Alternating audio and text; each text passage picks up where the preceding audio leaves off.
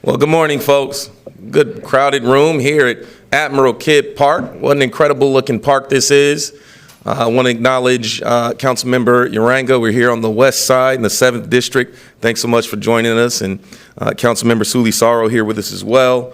We're here at the beautiful Admiral Kidd Park here in West Long Beach.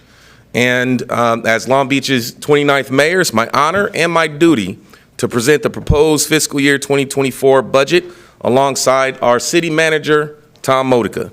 It's a responsibility outlined in our city's charter that each year, on or before August 2nd, today is the 1st, the mayor shall submit the proposed budget and recommendations to the public and to the city council.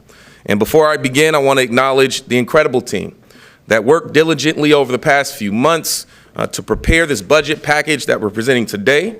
Our incredible city manager, Tom Modica, and all of his professional staff who are here. Let's hear for Tom and all the city management that contributed, and Grace and everyone who contributed here. Also want to acknowledge the Long Beach City Council, who participated in a city council retreat, outlined priorities that are embodied in today's presentation. So thank you so much to our leaders on the Long Beach City Council, and to the hundreds of neighborhood leaders and businesses who participated in a rigorous series of listening sessions and roundtables during my first 100 days in office. I believe that the budget that we're proposing today, we're submitting today, is a reflection of our values and all of that collective input. As a dad raising 2 little girls here in the city of Long Beach, I believe that there's nothing more valuable than the investments that we make into our future and in the well-being and the success of our youth, which is why we've chosen to host this year's budget presentation at one of our city's parks, right here as a symbol of our commitment to young people and our commitment to the next generation. As city officials and stewards of the public trust, it's our responsibility to ensure that the budget is balanced, it's efficient, and adequately meets the needs of the diverse and vibrant and growing communities who call Long Beach home.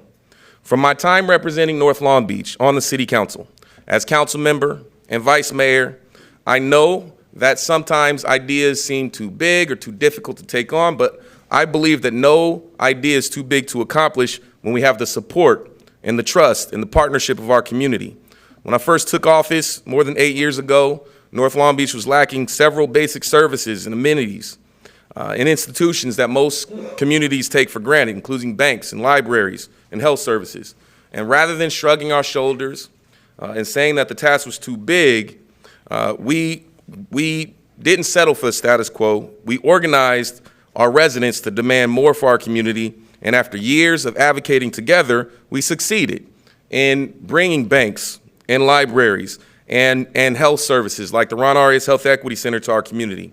And across our city today, there are similar stories of challenges, of need, and of opportunity.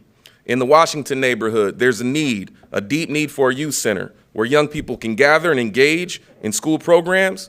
In West Long Beach, there's a critical need for more open space and healthier air, access to basic services and amenities. And as mayor, I'm committed to working alongside our residents and the city council to address the greatest needs facing our communities, and we're taking significant steps to address those needs in this year's FY24 budget, which we're calling the Opportunity Beach budget. This budget has 3 main goals: to ensure the continued fiscal health of our city, to respond to the most complex challenges facing our city, from homelessness and public safety to climate change, and most importantly, to meet those challenges by expanding opportunities for all youth, families, workers, and businesses across our city. We know that a brighter and better Long Beach is not only possible, it's already on its way. But in order to get there, we need every homeowner, every resident, every tenant, every worker, every business, every young person, every senior, every faith leader, every neighborhood advocate to see themselves reflected in this budget, to show your support for thoughtful and intentional investments that we can make into our city's future as a part of this budget. Today, we'll present 3 key elements in the Opportunity Beach budget that address our most important short, medium, and long-term challenges and opportunities. You'll hear from City Manager Tom Modica, who will provide an in-depth overview of the proposed budget for the next fiscal year. You'll also hear from our Public Works Director, Eric Lopez, on our new Elevate 28 capital improvement plan, outlining investments that the city will be making in the next 5 years to make sure our entire city is lifted up as we prepare for the 2028 Olympics. And finally, I'll close by sharing some of our long-term plans in this city over the next decade and announce some exciting efforts that we're setting the stage for right here in West Long Beach. But before that, I'd like to highlight some central themes and priorities in the Opportunity Beach budget. The budget focuses on 5 key areas of opportunity that are essential to Long Beach's future, the very same 5 areas outlined at the State of the City. Housing opportunity, economic opportunity, opportunity for safe and healthy communities, environmental opportunity, and youth opportunity. Let's start with housing opportunity. As Long Beach prepares for our gradual transition out of a declared state of emergency on homelessness, this year's budget makes key investments in shelter and outreach services that will reinforce the city's ability to manage homelessness in our region with greater impact and results. This budget provides $60 million for interim and permanent housing opportunities and $12 million for services for people experiencing homelessness, including funding to operate a second year-round shelter at 702 Anaheim and our city's first youth navigation center for young people experiencing homelessness in our city. The budget also proposes funding for a pilot of a first-of-its-kind accessory dwelling unit program that'll finance prefabricated ADUs for homeowners to rent these affordable units to low-income families with housing choice vouchers, which we will hope serve as a model. This pilot would serve as a model. The budget will also continue to fund the Tenant Right to Counsel program, and I'm recommending that the budget include $1 million to support vulnerable tenants facing eviction and prevent families from falling into homelessness. Next is economic opportunity.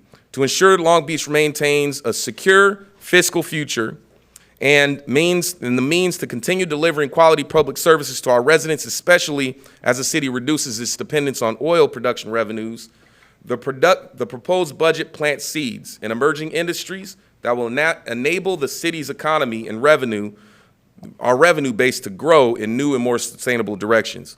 So this budget directs more than $5.1 million to launch the city's Grow Long Beach initiative, a multi-pronged economic development strategy aimed at unleashing the potential of our city's growth sectors, including aerospace and tourism and goods movement.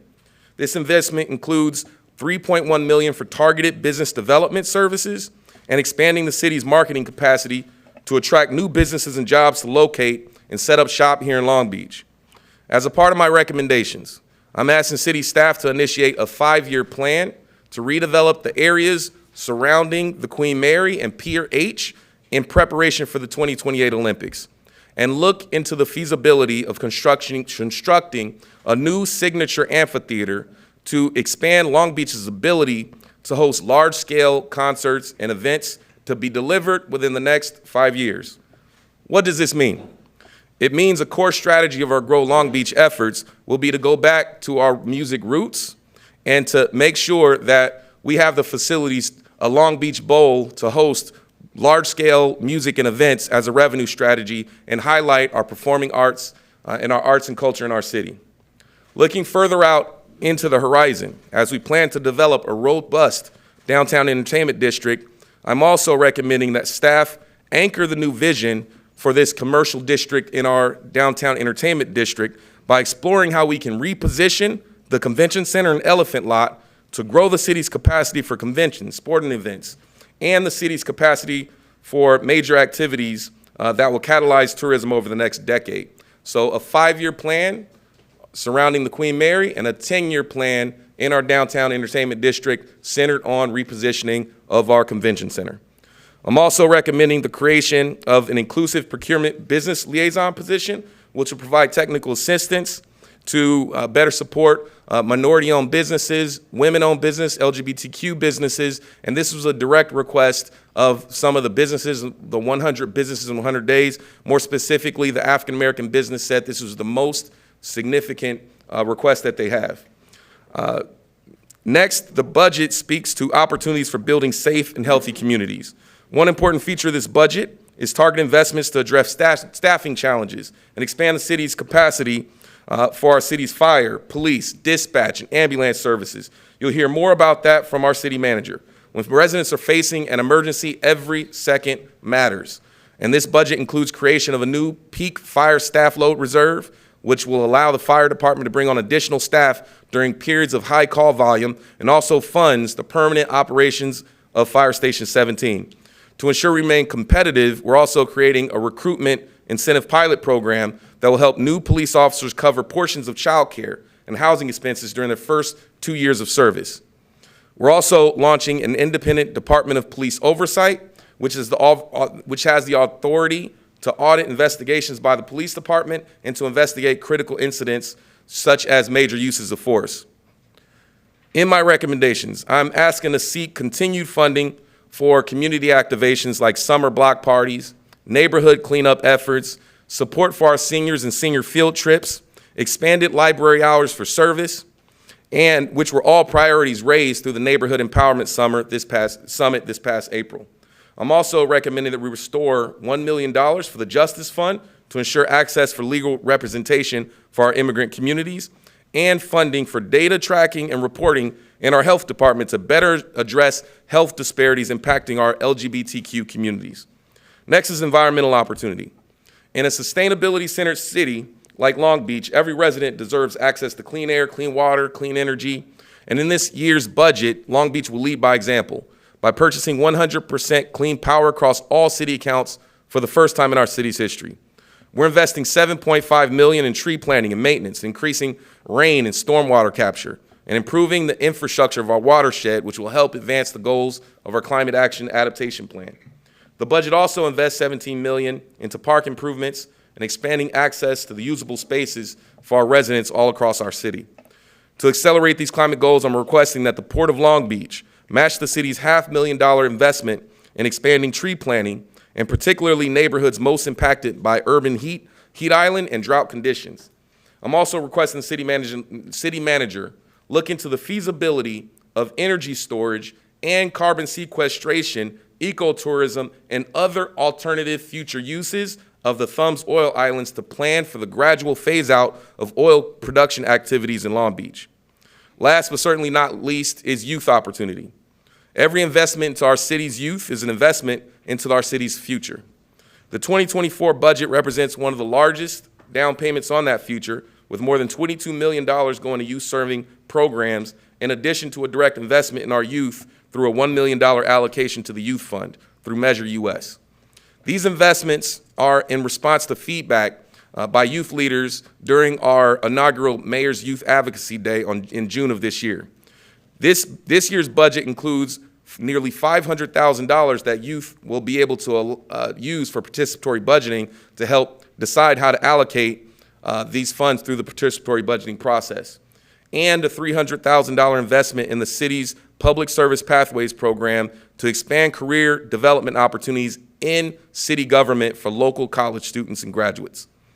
The budget also makes some substantial investments in playgrounds and begins funding the planning of a brand new youth center at Seaside Park in the Washington neighborhood. As part of my recommendations, we're aiming to expand staffing capacity within the Office of Youth Development. These are just a few highlights, but to provide a more holistic picture of the budget and priorities for the next fiscal year, at this point I want to invite up our city manager, Tom Modica.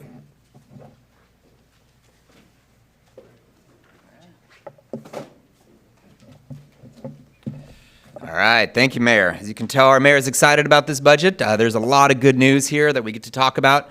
I get to go a little bit into detail on some of these areas and categories, and talk a little bit also about kind of where we are financially and the strategies we have over the next 2 years. So we always start this by talking a little bit about a couple of accomplishments. We'd be here a long time if we talked about all the amazing work that our city employees do every year. But to help ground us, we've been implementing our Recovery Act. That's a nearly $300 million plan with 80 recovery programs, and it's nearing completion.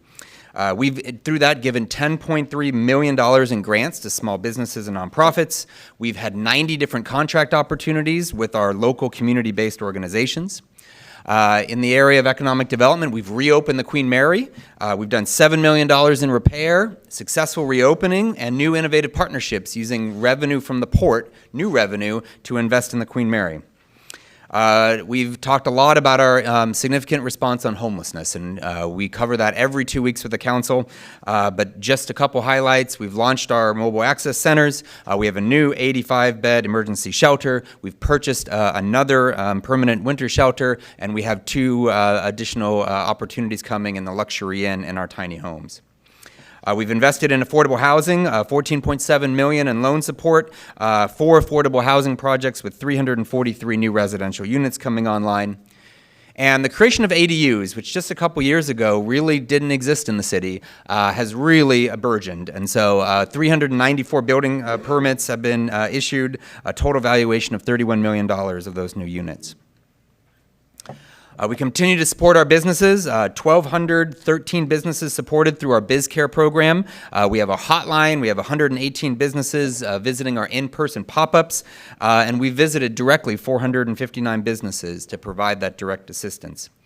We've got construction going on throughout the city, 2 huge street projects happening right now in Artesia Great Boulevard and Market Street, in addition to all the residential street that we're doing, about $18 million in repairs, 56 lane miles. We've done 50,000 potholes, 24,000 trees, trimmed trees, 1,000 unsafe tree removals, tree stumps, and replaced trees, as well as traffic signs. Our communication center is incredibly busy, dispatching over 295,000 emergency units. Our fire department has responded to 80,000 fire calls, marine safety, and other emergency incidences with 155 unit responses. Our libraries are continuing to be incredibly busy as well. Almost 4 million library resources were accessed during the year. We continue to have one of the best airports anywhere in the nation, 3.5 million passengers, and a very strong comeback. Nearly 2,000 adoptions through our animal care services. Our parks are very busy. We've offered after-school programs at 22 different parks for ages 5 through 12. Our police officers are doing an amazing job out there. 210,000 calls for service responded to police officers, and an average priority 1 response time of 5.1 minutes. And can't say enough about our quality of life and our mental health evaluation teams in partnership with health department and others. They've made over 9,100 contacts to people experiencing homelessness. And so the budget is $3.2 billion. It's made up of 36 different fund groups and 24 different departments. What's notable about this budget is it maintains current services, so we're not looking at reductions in the budget in terms of services to the community, but it makes additional investments that continue to allow our general fund shortfall to be covered. We're using some one-time solutions, as we've talked about as our strategy. And so last year, we had looked at a deficit of about $27 million. And so through a lot of hard work, a lot of savings, and also of strong revenue growth, that had shrunk down to about $5.8 million. And so during this budget process, we had some critical adds. We had things that needed to be addressed that are community priorities, mayor and council priorities, and department needs. But our goal was to keep that $5.8 million from growing. So having to find solutions so that that $5.8 million doesn't get any bigger. So that has been accomplished. And then you'll see in here as well, we talk a little bit about cannabis. So this was a direction from the mayor and council, was to provide some cannabis tax relief. We found a way to do that, but it does require some investment, and so that will increase our shortfall slightly. We are going to be releasing some reserves to be able to cover it in this year that we've been saving from cannabis revenues primarily. We are using some one-times to balance and also to maintain our reserves. We've been very fortunate and very prudently spending our Recovery Act money on businesses, on our residents, and helping them recover, but also to help us with our financial situation. And so that $5.8 million will be covered through the Recovery Act, and $3 million will be covering the cannabis tax reserves and other reserves. We also have about $27 million of one-time uses, which come primarily from additional revenue and significant vacancy savings, as well as a $7.5 million influx from the Monsanto settlement. Our reserves are strong. Our operating reserve is at $16 million, and our emergency reserve is at $47.8 million, both within our policy. And so one thing that's new about this budget is the alignment. Last year, we adopted our first strategic plan in many, many years. Great work by the community and the council to have a strategic vision. Then we did a council work plan as well. And so this budget aligns the strategic vision and the work plan and the input we heard from the community back in January, where we had them give input on the areas of the strategic vision that they thought were most important in the budget. And so in those 5 community meetings, the top priorities we heard from the community were housing and homelessness, public safety, education, and economic opportunity. And in the work session with the council, very similar alignment, housing and homelessness, economic development, and public safety were the top 3. And so our strategic approach is to address those key areas of priority, resolve our vacancy and hiring crisis, as that is our biggest challenge right now, and launch a multi-year plan to invest in our economic growth and reduce our out-year structural shortfalls. So I'll go through each one of those categories in a little bit more detail. On the areas the mayor covered, I'll go a little brief because he covered those well. But we're going to be talking now about the additions to the budget, so not just the things that are already in there, but kind of the additions. We'll have more one-time funding to support our 702 Anaheim shelter as a permanent year-round shelter. We've been so successful in getting grant dollars and growing the amount of grant dollars we get for homelessness, but what those don't normally pay for are the bodies to do the implementation. So we need some dollars for the administration, for the program management, to make sure that our homeless dollars are hitting their benchmarks, are on target and coordinated. And so I'm proposing 5 new positions to assist our Homeless Services Bureau in getting that work done. We'll be doing one-time funding for the purchase of a new van for shuttle services at the for homeless services, as well as operating costs for a shower and restroom trailer for one time that we're purchasing and bringing into the city. We'll continue our investment in our parks, $300,000 to support cleanup of large homeless encampment sites, including waste and other items that are dumped in our parks and open spaces.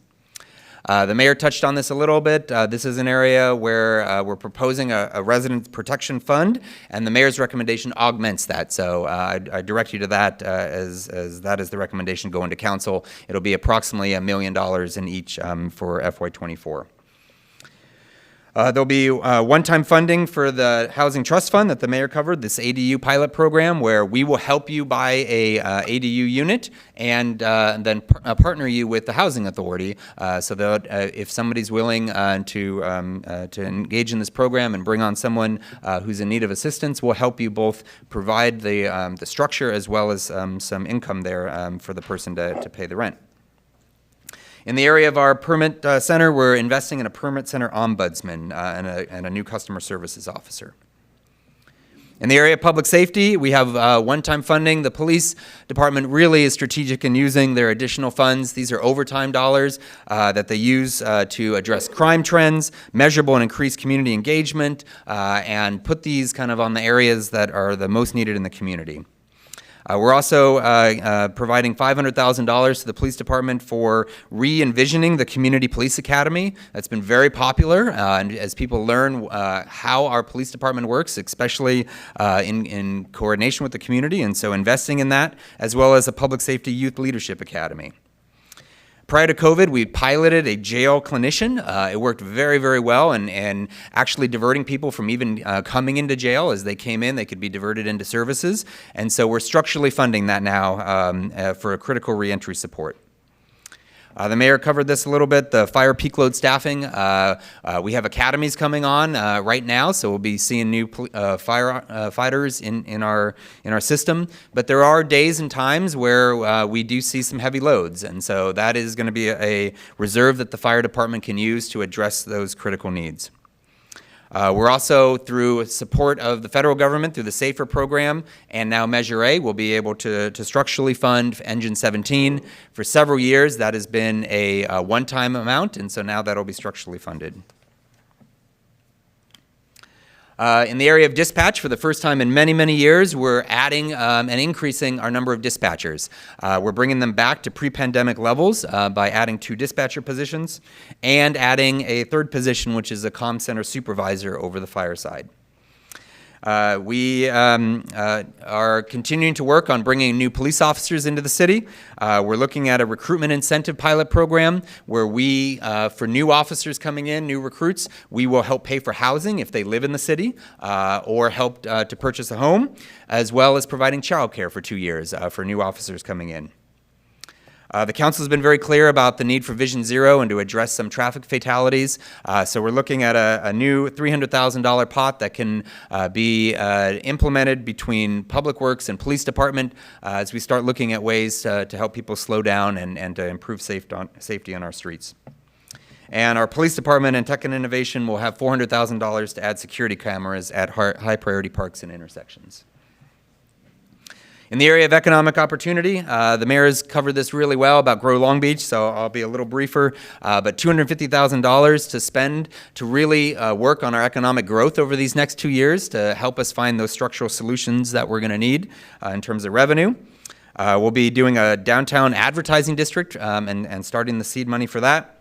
Looking at new revenue opportunities over the next 2 years and $300,000 to support the analysis and research for that, as well as really expanding our marketing and branding. That's an area that we haven't had a lot of resources in, and it's clearly a need identified in our economic development department, so $300,000 for that.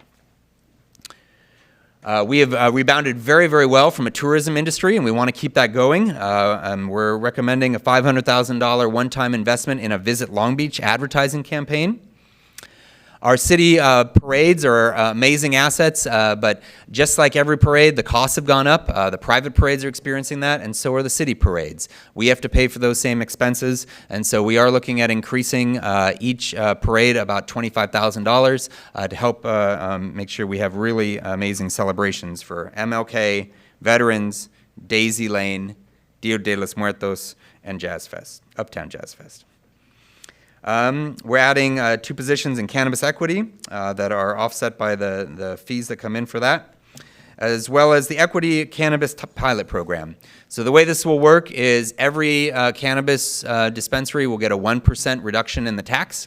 And then we'll design a program that will go to the city council that says that any dispensaries that are providing higher levels of community benefit, from good paying jobs to health care to a number of different benefits, will get up to an additional 3% that will be rebated and benefit the customers.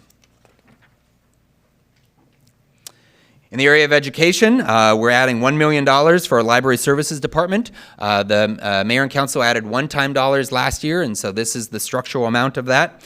And we'll be increasing library hours across the city. 5 different branches will be going to 6 days a week, and the first of those will start at the end of August, beginning of September time period, and we'll have that structurally funded in the budget.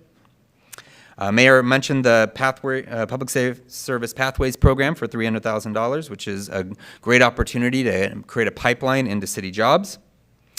We'll be investing in our Parks and Rec Department for $60,000 and Police Department for $250,000 for a collaborative after-school and teen academy programs. We have launched some grants for community-based grants for youth development. They were very popular this year. We're going to do that again for $500,000. As well as hosting the annual Long Beach Youth Festival for $37,000. The Youth Fund, one of the big priorities of the mayor and council have been to get that to $1 million a year in our youth fund for all the various services, the enhanced services, and so that'll be added for additional $1 million. I do want to remind everyone, when we look at youth, there's so many things in the budget that are youth focused. It's about $22 million every single year, and over the past several years, it's been about $115 million that we've invested in our youth, and so that's an important item to note. In the area of mobility, equity, and placemaking and reimagining the public right-of-way, we did a 5-year investment last year at $533 million. This year, we're launching our Elevate 28 program that the mayor talked about, and you'll get a lot more information from Eric Lopez on that. But we're excited to invest. Most of that money will go into our parks, our tourism assets, our areas that the Olympics are coming to, our gateways, our cultural centers, to really be able to show off Long Beach, and not just in one area of town, but throughout the whole city. The Public Works Department is also re-envisioning a number of different aspects of their functions, and so we'll be covering that in depth when Eric comes to the council in a couple of weeks. For climate and environmental sustainability, we're really excited that one of the areas in our Clean Action Plan, or Clean Air Action Plan, Climate Action Plan, our CAP, was to lead by example and to pay for 100% green power. We started that last year with the Water Department. They went first. This will be the rest of our city accounts for $1 million, $300,000 structural, $700,000 one time, so that the city will be paying for 100% green power, as much green power as available. We're also investing $7.5 million of the settlement dollars that came back from Monsanto's into water quality projects. That's what that litigation was about, and so we're putting that back into water capture education and rebates, trash interceptor barge concepts. Those are cool. Yes, they are. Our storm drain and also tree planting. In the area of health, behavior, and wellness, we are one of the major needs that we hear from our Department of Library Services is the need for addressing people who are having some mental challenges that come to the library or are experiencing homelessness. And so we have 3 people who are currently work in our health department that work in our libraries. We're adding a 4th position that will be a coordinator position and help connect all the services that are out there from the county and the health department and our other departments to assist with our libraries. For the first time, our Be Safe program will be structurally funded. That's been one-time funded for most of the sites for a long period of time, and so we'll be structurally funding that for all 11 sites. We'll be investing in a Hoops After Dark summer season. That'll be our commitment is this next season for one-time dollars, we'll have our $90,000, and then we'll work with the group to fundraise for the rest of the program, as well as funding one-time dollars for the mobile recess program. And it was very clear the council wants us to take steps on a sidewalk vendor program.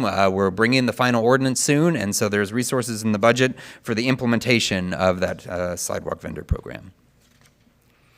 In the area of digital inclusion, $400,000, $200,000 in general services, $200,000 in general fund to implement our smart city pilot programs. That's been a real success as we get vendors and others offering to help us with some of our needs. They normally pay for free in the beginning, and once we like it, we have the ability to invest. And so we'll have some resources to be able to do that. And to structurally add our digital equity and inclusion officer position. So those are really our community services. We're also an organization that needs support to be able to do all those services, and so we have a section called Our Government.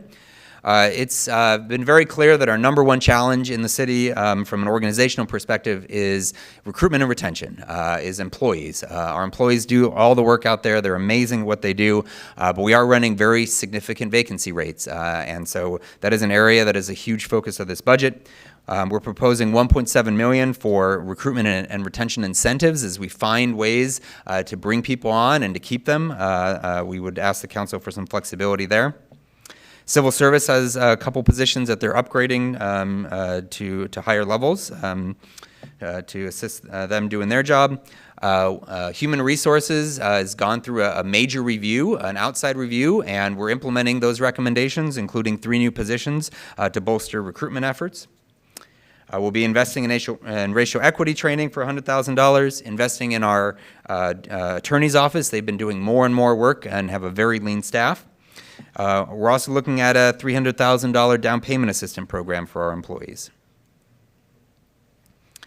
In the Office of the City Manager, we'll be creating an Office of Ethics and Transparency. That is more of a reorganization to support the management of our Ethics Commission, our Ethics Learning Programs, and our Public Records Act programs.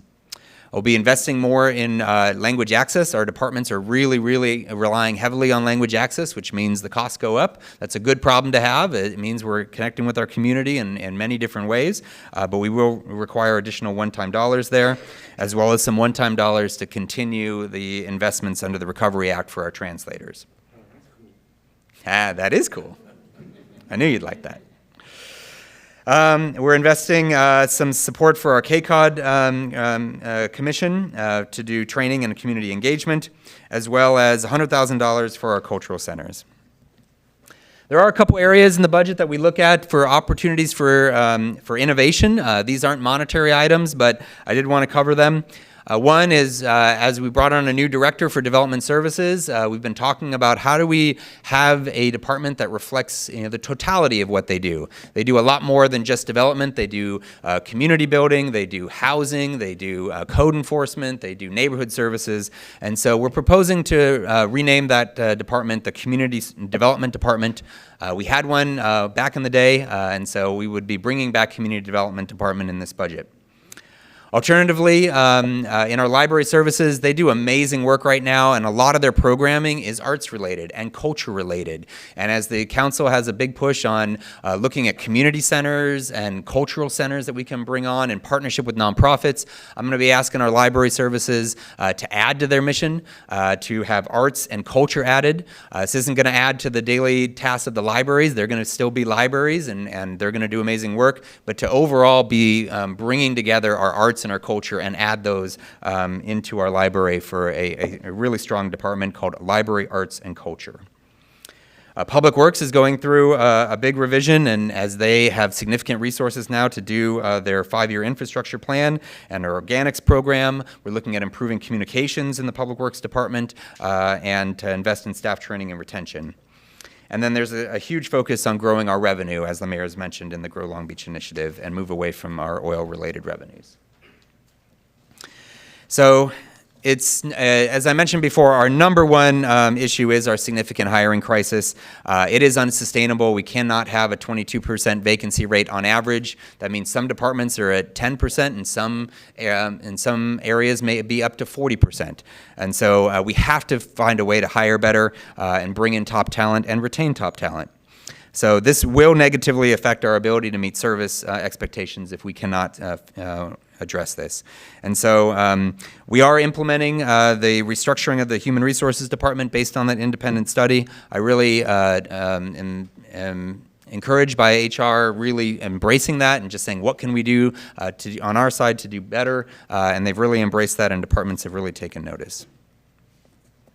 So those are the major investments. I need to just sum up by talking a little bit about the future. We do still look, there's a lot of great items in this budget, but we do need to be mindful that we're still in a structural shortfall. We are relying on one-time dollars this year and next year, we believe, but then we need to solve that structurally going forward. And so our FY25 projection is a $17.5 million shortfall, and it's $38 million over the next 4 years. That's where we're going to be investing to find solutions over the next 2 years to address that. So our budget timeline, so today is a happy day for us as we release the budget, and now it really is up to the city council. This is, the city manager has done his part, the mayor has done his part, now it's up to the city council to take all the input and to pass a budget by September 12th. We have a number of community meetings coming up where we'll go through the proposals, we'll take input, and make sure we get all that to the mayor and council. And so we encourage everyone to get engaged, attend budget hearings, come to our budget oversight committee meetings, attend the community budget meetings, and we also have a digital comment card. And so finally, just to sum up, we are a resilient city who's really focused on progress. We've got so many things to be proud of. We're a full-service city. Our employees do amazing work out there every single day. We've maintained our resources, and then we've increased our support through the pandemic to the community. We've got incredibly committed and dedicated employees who I'm just so proud of the work that they do every day. We're also a very strong fiscally managed city. Our councils and our mayors very focused on that and make strategic and prudent decisions that we need for our organization. I'm always very impressed with their leadership. Of course, mayor and councils want to do more and more, but they always keep an eye on what we can afford to do and make sure that we're balancing those two. And of course, we get amazing support from all of our appointed officials, our city auditor, our attorney, our prosecutor, our clerk, civil service, harbor, and almost said water, utilities, general manager. And of course, we couldn't do all this without our amazing budget staff. So I wanted to recognize Grace Yoon, our budget manager, and all of her team who's here today, as well as our financial management director, Kevin Riper, who wasn't able to be here today. So normally we'd end here, and that's a lot, but we have more. We want to talk a little bit about the Elevate 28 plan. As you can tell, this is a budget that has a lot of exciting opportunity. So I'll bring the mayor up to talk about that a little bit more.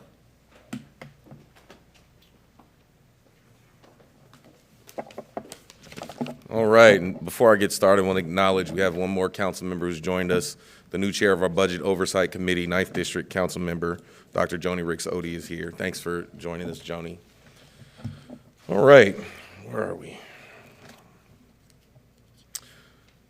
Okay, so thanks so much, Tom, for that presentation. A lot of work has gone into that budget. You've been an incredible leader in crafting a budget that reflects the needs and the priorities of our community.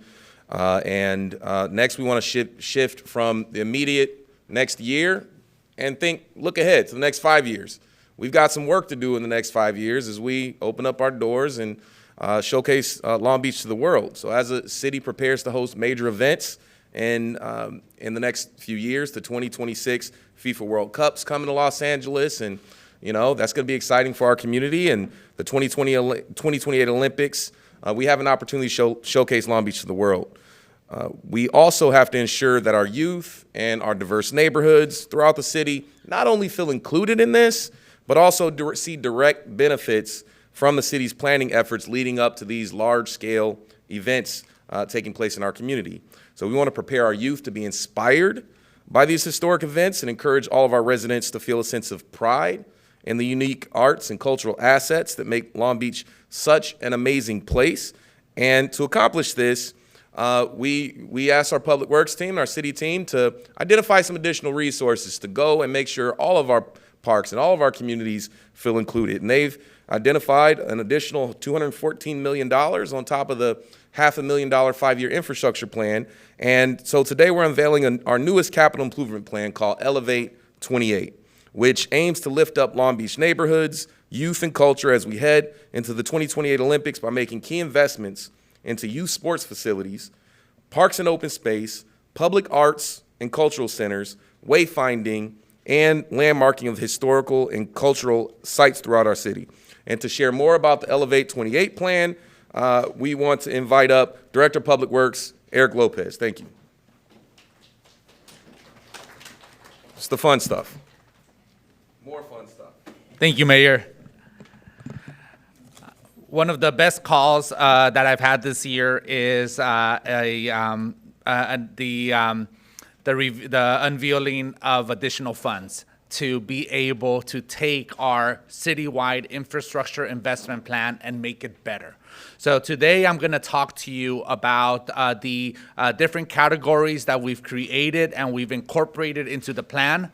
We've taken our 5-year plan and given it a more exciting name, the Elevate 28 Infrastructure Investment Plan.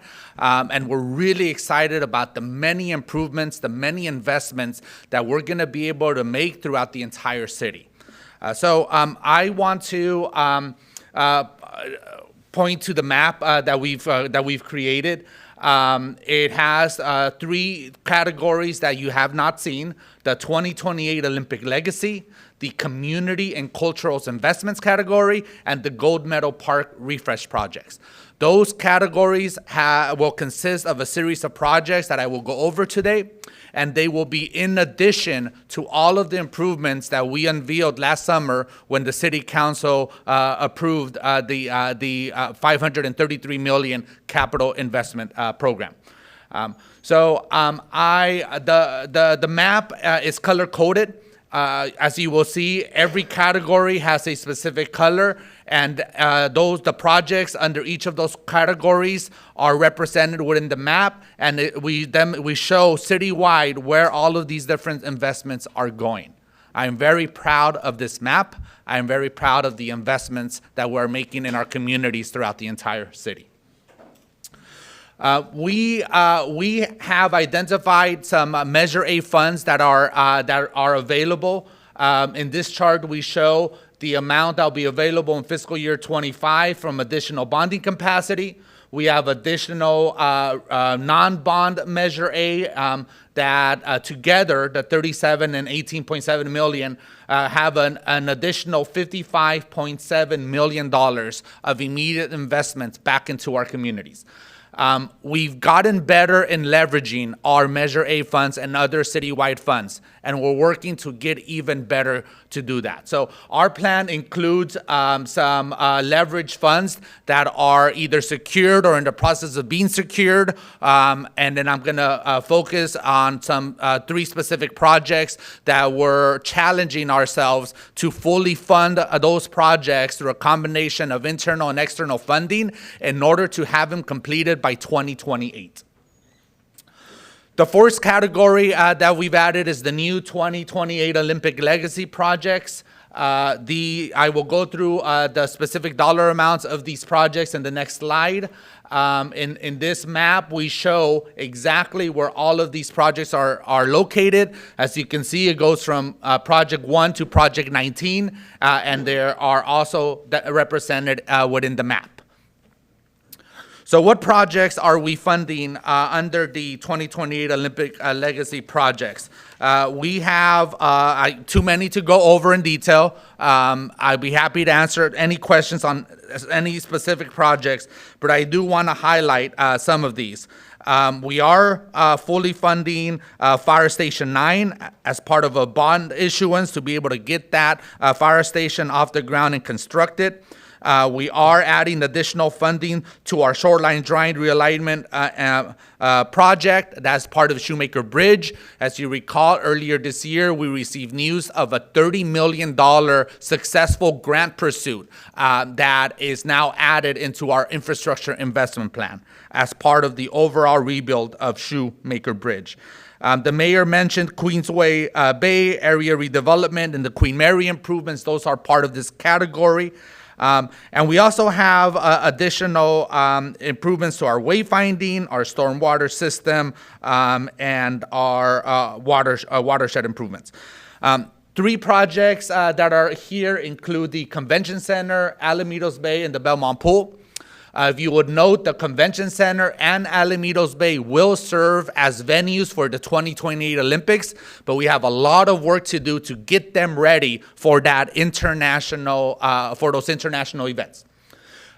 These 3 projects specifically we are pursuing the additional funding. We are challenging ourselves to have them done by 2028, but they are more complex than some of the other projects listed, and they will require us to come back to the City Council for additional deliberation and additional approvals on the funding strategy and approach.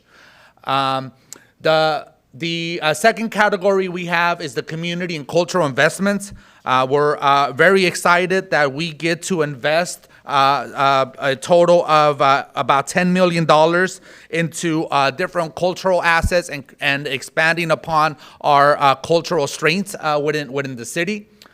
We have listed the amount of projects and the amount of funding associated with each project on this chart. And they represent a significant investment. I believe this is the first time that in our budget process, we are pointing out a specific category on community and cultural investments. Our next category is the Gold Medal Park Refresh projects. We are challenging ourselves to make additional investments in our parks, in our youth, to get them ready, not just to help us prepare for the Olympics, but to benefit our youth and our families for generations to come. A lot of our parks have gotten new playgrounds. They've gotten new hydration stations. They've gotten improvements to very specific sports assets, but there's still a lot more to do. So we have identified funding to look at our sports fields and make additional investments there. Look at our basketball courts, look at our tennis courts, look at our existing infrastructure, some of which has been dated and is in need of revitalization. And we're going to make those investments as part of this 5-year plan. And as we do make these investments, we're also hoping we're also planning to work with our neighborhoods, work with our communities to get to create that excitement that comes with hosting international events and being a part of it. We are we have the categories that we unveiled last year. I'm not going to go through these projects. We did that last year, but I did wanted to reemphasize that the new investments are on top of that $533 million. We're now going to be at over $750 million investments citywide. These plans are going to take a lot of work, a lot of effort in order for us to be able to deliver on them. We have a good track record on delivering on our commitments in our infrastructure plan. But without our engineers, without our capital project coordinators, without the many admin staff that it takes to deliver these projects, in addition to our partners from consultant architects to engineers to project managers, we won't be able to deliver this. So I just want to thank the team for their hard work to deliver these projects and for the hard work that we're going to have in the next few years in order to deliver on all these amazing commitments that we are making to the community. So here's an overview of every category. The original Measure A funding, the Elevate 28 additional funding we've added, a new total of $758 million investments throughout our entire city. And I'll leave you with this map, and I'll ask the mayor to come back and add some remarks. All right, thank you. So we obviously have a lot of work to do, and let's hear it for our interpreter, our ADA interpreters who've been doing an incredible job. That's right. So we obviously have a whole lot of work to do. This wouldn't be possible without leveraging local dollars with grants and other opportunities. So we do want to acknowledge our state legislators on their funding requests, our federal legislators for continuing to prioritize these projects in Long Beach, and strategically we can deliver more. This is an opportunity for us to deliver on the dream for King Park. This is an opportunity for us to finally deliver, funding projects here at Admiral Kidd Park and over, the Cambodia Town entryway sign, or sports complexes at Hartwell Park, where probably most kids in the city play soccer, or Houghton Park. So it's a real opportunity for us to really get our city together and make sure everyone feels included as we prepare for the Olympics. So thank you so much. Thank you so much, Eric. So as we draw down to a close, I want to bring it back to why we're here at Admiral Kidd Park and talk a little bit about looking even further. As we developed the Opportunity Beach budget for the next fiscal year and plan the budget for future years, one of our core principles and a personal core principle for me is equity. No surprise. I believe that our fidelity to equity moves us to focus on expanding opportunities for communities that have carried the greatest burden in terms of poor health outcomes or historic lack of investment. Communities like West Long Beach and historically like the neighborhood I live in North Long Beach. And so coming here today, and I was talking with our city manager, this is a beautiful park. It's a beautiful park, great staff. I met the supervisor. West Long Beach is full of just vibrant families and communities, schools, business corridors, neighborhoods that contribute greatly to the fabric and the culture of our city. It's home to historic Latino, Black, Asian American, Pacific Islander communities, including Long Beach's own Little Manila, and also based on one of the nation's largest economic engines, the Port of Long Beach. But despite the unique characteristics of this great community, it's also an area of the city that's been on the front line of extreme weather conditions like heat waves and flooding. It's borne the brunt of air pollution. We've talked statistics throughout the years about the difference in life expectancy between the west part of town and the east part of town. And as a result, residents of West Long Beach don't enjoy the same health and quality of life standards as other parts of the city, and as they should. So over the next decade, we have an opportunity to ensure that West Long Beach reaches its highest and fullest potential by bringing together all sectors and all levels of government in a new partnership that we're working together on. And I want to recognize Councilmember Roberto Uranga, who's our partner on this, that we call the West Side Promise. The goal of the West Side Promise is to call on our city manager and all of our city departments and other government officials, philanthropic leaders, environmental advocates, educators, community-based service providers, labor, the private sector, to make meaningful commitments to West Long Beach that will improve the overall health and well-being of families who call the West Side home. The proposed 24 budget will lay a foundation for these efforts through a series of community investments, including investments in our parks, like $1.8 million at Silverado, Hudson, and Admiral Kidd Park, where we're standing today, and funding to begin the planning and preliminary design of the Green Terminal Island Freeway Open Space Project to create more open space on the west side. To accelerate these efforts, I'm asking the city manager to develop a 10-year community investment plan to coordinate in the planning, the economic development, climate mitigation efforts over the next decade that will improve the quality of life for all families in West Long Beach. I'm also seeking the creation of a West Side Promise Zone with a coordinator position to support the programmatic needs of the initiative and coordinate cross-sector partnerships to really accelerate progress in this community and help move this work forward. These efforts will bring new resources and amenities to the community, improve parks and open space, environmental and public health services, small business support, cultural programming, new financial institutions, increase access to healthy food, workforce and educational opportunities. That's the vision for West Long Beach. And by strategically coordinating these investments across different sectors and levels of government, we can change the narrative of the tale of two cities between West Long Beach and the rest of the city. And when we look back on this moment 10 years from now, we want the city of Long Beach and all the people in this room and everybody watching this live stream to be proud of the impact, the intentional impact that we've made in ushering more promise for the West Side, centered on dignity and centered on equity. That's what the West Side Promise is about. I know that this is possible because I've seen it. I've seen it in North Long Beach. I see it all across our city with folks who want the highest and best potential for their communities. And we should start, as a new mayor and 29th mayor of the city, I only think it's appropriate that we start with the area that deserves our full attention, our collective attention. And so that concludes our budget presentation. I want to thank all of you today for joining us. And with that, we're going to go and entertain any questions that you might have. Now, question, do I sit there for the questions or do I stand up here, Tom? I stay up there. Okay, great. Fantastic. All right, are there any questions with our 2 or 3 media outlets that we have here with us? Okay, we can do a one-on-one after, absolutely.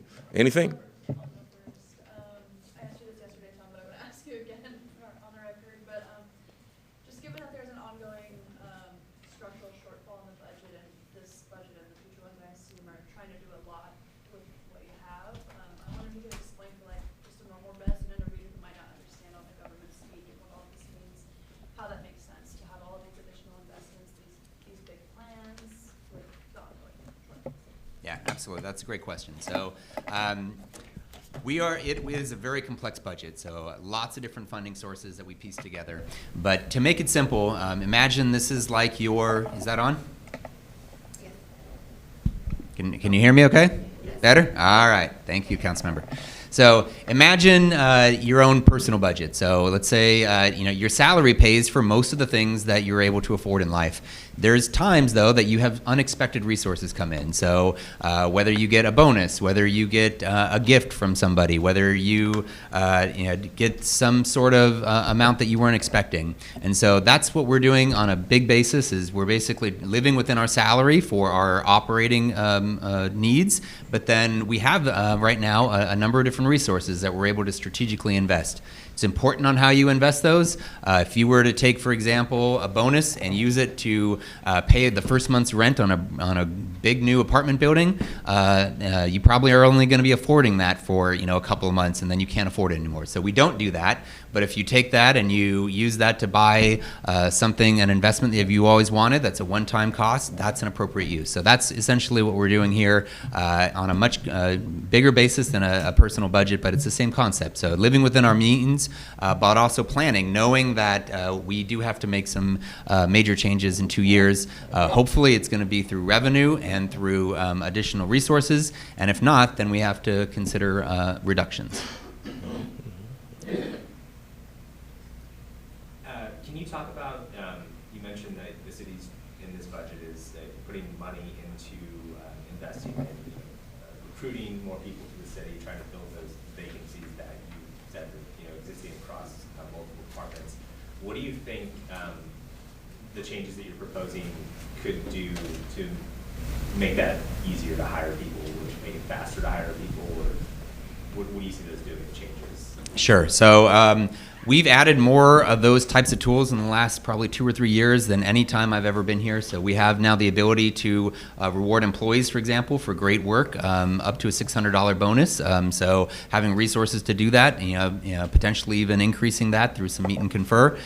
We would have the ability to do retention bonuses or recruitment bonuses. That's been working on our hard to recruit positions. We just did that for refuse operators, a $6,000 signing bonus essentially that you get part now and then part when you stay with us after I think 18 months. We're open to all kinds of other things. I'm sure our employees have ideas as well, and so just having those resources to be able to have human resources make some good investments there. Are you seeing this pay off though? Like last year, you guys had the bonus for police officers who brought in new recruits or lateral hires. Like, did you see movement on those? Yeah, we're definitely seeing that. We're seeing people wanting to do that.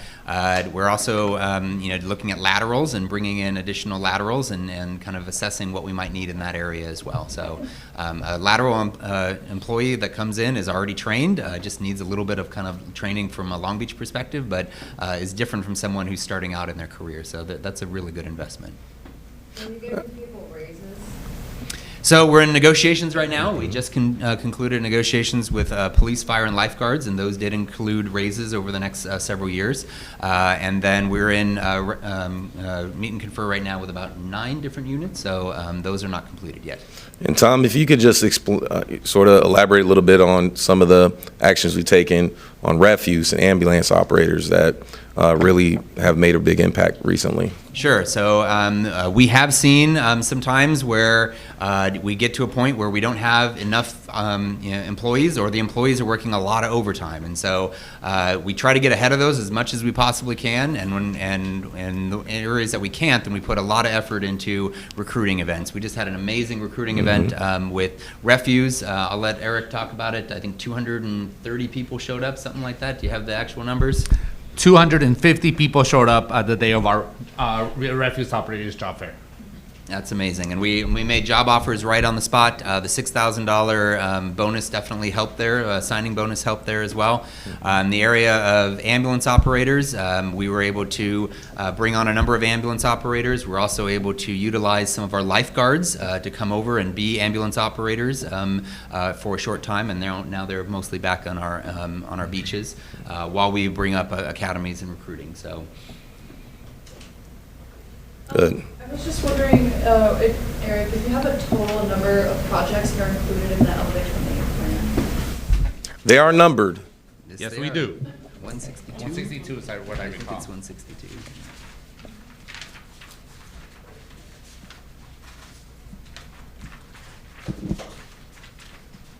Yeah. Here it is. 162 projects across the 6 categories. Okay, and then of those, how many of those are like new to this year and not carried over from last year?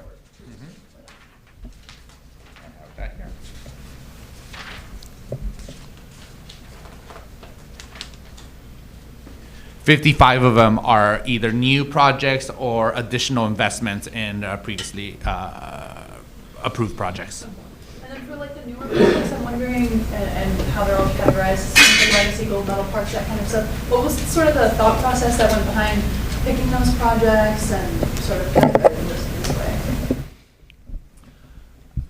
So we looked at the previous improvements, the improvements in our current plan. We looked at our existing parks, like here Admiral Kidd Park. We're doing the playground, but there's still additional needs in the surrounding park area, and across the street at Hudson Park. So we wanted to maximize our impact in terms of building upon the work we wanted to do, but we also identified specific areas of need, like the basketball courts as an example. Look at the basketball courts at Silverado or at Davenport Park. where we're doing a multi-million-dollar investment on the park, but that wasn't an area that we were able to get to because of lack of resources. So we were able to plug that in, include it in the plan, and now Davenport Park and Silverado are going to get additional investments within sports projects like those. And a lot of these have been things talked about in the community. So Right. I get those from our council members. They go to a lot of community meetings. They hear about the dreams and hopes and visions of the community. And so a great example is looking at Cambodia Town. We've always had Cambodia Town. And one of the things Councilmember Sorrow has talked about a lot is, can we have a grand entrance for community, for Cambodia Town, a placemaking? And she's heard that from the community and brought that up, and that made it into the plan as well. So kind of making sure we've got a lot of community input there as well. I think we worked backward from what do we want the city to look like in 5 years when we open up our doors. Are we going to be able to be proud to show every part of our city, West Side, North Long Beach? What experience do we want young people to have when they're out excited about FIFA World Cup in 2026? We want them to have great soccer fields to have. And so there were already some projects that maybe had a portion of funding or a grant or an earmark that we said, hey, if we put additional resources, can we deliver this in 5 years? And what I think is being presented, it's inclusive, it's our entire city, and every neighborhood should be proud of their neighborhood when we open up our doors in 2028. How would you describe the city, and I don't know if this is for the mayor or for the city manager, but how would you describe the city's approach this year to homelessness? Like, obviously in the past few years, you guys have made some pretty big purchases, you're building those projects out. Those are not in this budget, but what, like if you're explaining to residents what you guys are doing this year with the money you do have, what's that? I'll try. So a lot of those investments are manifesting this year. So we went from a 62% increase in homelessness, declared a state of emergency with the goal of increase our fighting weight so that we can manage this crisis to a greater extent in the years to come. And so what you'll see in this budget, you'll see that expansion of capacity with, the 702 East Anaheim. That's happening this year. Luxury Inn will be delivered this year. The Youth Drop-In Navigation Center will be delivered this year. That all expands our capacity. Additional showers, the second MAC, all of those things expand our capacity. And now we see we're beyond that 62% increase. We saw in our most recent point in time homeless count is beginning to sort of stabilize, and we're beginning to plan out what the future looks like as it relates to managing the crisis long term. So you'll see funding to implement the long-term Long Beach Mental Health Strategic Plan is in this budget. We're going to be looking at root causes, prevention, all of those things in this budget now as we sort of stabilize and get into what is the right size for our city in terms of our response. So you'll see investments in things like mental health, additional shelter, revenue opportunities, things that we're going to need in order to just manage this crisis better. Anything you want to add, Tom? As well said. Okay. Good question. So homelessness, it's a key priority. It's a big investment piece in this budget, but we have to do multiple things here. We have to address our big challenges, but we also have to sort of look to the future in terms of addressing inequity, but also preparing our city to economically benefit. You see that there's a shortfall in the years to come. So we have to focus on growth now if we want to preserve services in the future. So a lot of investment, planting seeds into revenue opportunities in the future, and making investments into our community as we prepare for what is a big opportunity for us with the Olympics. Good. Similar to that, just kind of the same question, but for Sure. housing specifically, Mhm. I think it's at 60 million is going to housing efforts in this budget. I know that includes like age reproduction and all of that kind of stuff. I'm wondering if you talk about other kind of initiatives and programs the city is putting that money to help with housing stuff. Sure. I mean, there's a lot of work we still have to do. Long Beach is still one jurisdiction that doesn't have dedicated source of revenue for housing production. That's a challenge for us. We used to with redevelopment, and that was 10 years ago. That was 2013 when it ended. Now there are a lot of regional efforts. We're engaged in La Casa, LA County Affordable Housing Solutions Agencies, looking at regional solutions to help, provide funding to the scale that we need. We need $30, $40, $50 million a year to really get to where we need to on affordable housing. That's not in this budget. We don't have dedicated revenue for that. But we have strategic revenue to make sure that we can expedite permits, that we can, implement all of our policies like inclusionary housing, all those things. We've added additional positions in permitting. What is it? Development services, community development department, right? So we're doing these things to make sure that we're maximizing the opportunities we do have. But the reality is, we need to do more on affordable housing if we're going to meet the need of our current community and future growth. So there's certainly some challenges we have to look into that are not resolved in 1 year budget. And we're also continuing to invest in things like right to counsel. So in the mayor's recommendation, we enhanced that number to $1 million for right to counsel, which we've seen as a program that actually delivers results. We've been able to deploy those resources to keep people in their homes, which is incredibly important. Good question. Anything else? Can you talk about the West Side promise? That Sure. Stands out to me in the Sure. budget, but the 10-year investment plan specifically. Mm-hmm. What does that mean to you? Thank you. What does it look like in the end? So if I look back, I think in 10 years, we would have had alignment between the 10-year Inflation Reduction Act, 10 years of funding in the federal government that's focused on things like climate resiliency and making homes more energy efficient and things like that.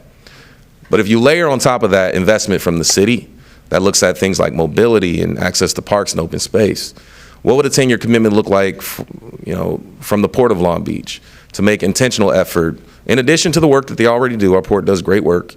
But what if they were to make an intentional effort to invest in expanding open space like Terminal Island Freeway? Imagine if we were to have a 10-year strategy with our state funding requests. So it's strategic over the next decade to optimize opportunities or where we lack funding, federal funding requests. So by having an investment plan that will provide some level of guidance to philanthropy, to other levels of government, to say, here's our vision over the next 10 years, help us get there, we can have a collective impact. And that's the goal here. We can only do so much alone, but if we set a goal and say, this is the vision for the West Side over the next decade, where young people have access to a park within walking distance, where there's transit, where there's access to healthy food, access to financial resources, more than a check cash in place and a bank, maybe workforce opportunities, major industries in this area. How can industry step up and provide job opportunities and career pathways? These are the questions that we'll ask over the next decade. And I think the most important work is in the first 2 years. That's why we're asking for a West Side Promise Zone coordinator to help define the program and help us to be more strategic. Now, again, I've seen this work before. I mean, empowerment zone programs are not new. President Obama established promise zones years ago. There's been enterprise zones. There's been all these zone stop programs. This will be a local program focused on West Long Beach. If it works, which we know that these programs work, we've seen it in North Long Beach. Layering together planning and economic development, mobility, all those things. If we know that it works, then it could be a model for other areas that may need this same level of focus. Good. Anything else? It's a lot of stuff, man. It's a lot of stuff. A lot of stuff. Well, okay. Well, we'll wrap it up then. There's short-term opportunities here. We're thinking 5 years out in medium term, and we're thinking long-term in terms of our economic future and equity in this budget. We want to thank all of you and thank all the staff. We now submit this to the City Council.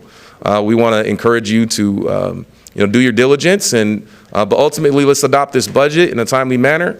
I'm going to be watching to make sure that we maintain our prudence here and not expand our deficit. I'll be watching that very carefully. But I'm proud to submit this to the City Council. Thank you so much.